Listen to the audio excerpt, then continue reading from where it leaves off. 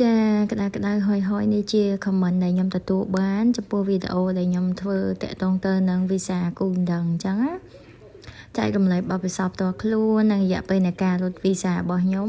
តាំងពីខ្មែររហូតមកដល់សហរដ្ឋអាមេរិកនេះហើយខ្ញុំក៏ទទួលបាន comment គាត់ comment ថាគាត់រស់នៅ Washington State និង USA នឹងតាំងពីឆ្នាំ1975មកហើយ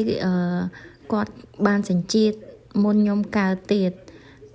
គាត់បានសញ្ជាតិមុនខ្ញុំកើតទៀតហើយគាត់គឺជាខ្មែរយោធាខ្មែរតាំងពីឆ្នាំ1967ដល់1975ចាគាត់បានចែករំលែកបទពិសោធន៍គាត់អញ្ចឹងប៉ុន្តែនេះគឺជា comment ដែលខ្ញុំទទួលបានពី Facebook page របស់ខ្ញុំ PJ 68ខ្ញុំមិនដឹងថា profile របស់គាត់ពិតប្រាកដឬក៏คล้ายទេព្រោះ Facebook អ្នកណាក៏អាចបង្កើតបាន profile អ្នកណាក៏អាចលេងបានប្រសិនបើគាត់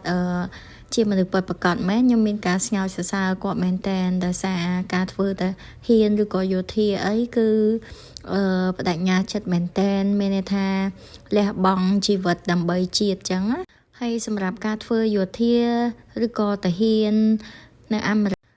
គឺយើងអាចចូលរួមបានចំពោះមនុស្សប្រុសវិញគឺនៅអាយុ18ឆ្នាំឡើងលើមិនថាមនុស្សស្រីមនុស្សប្រុសហើយគឺអាយុ18ឆ្នាំអាចចូលរួមទៅក្នុងការងារជានាយទាហានឬក៏យោធាបាន18ឆ្នាំឡើងលើនៅក្នុងសហរដ្ឋអាមេរិករីឯអត្ថប្រយោជន៍ចំពោះអ្នកដែលធ្វើយោធាឬក៏ទាហាននៅក្នុងសហរដ្ឋអាមេរិកវិញគឺទទួលបានប្រាក់ពេលចូលនិវត្តន៍ល្អហើយទទួលបានការ discount ផ្សេងដូចជាធានារ៉ាប់រងសុខភាពយមបញ្ចុះតម្លៃរាល់ការសិក្សារបស់កូនគាត់និងការងារគាត់យមគេផ្ដល់អាទិភាពឲ្យច្រើនប៉ុន្តែអ្នកនរគ្នាត្រូវដឹងថាកាលណាតែមានគុណសម្បត្តិក៏មានគុណវិបត្តិដែរដូចអ្នកនរគ្នាបានដឹងអញ្ចឹងនៅពេលដែលកើតមានសង្គ្រាមនីមួយ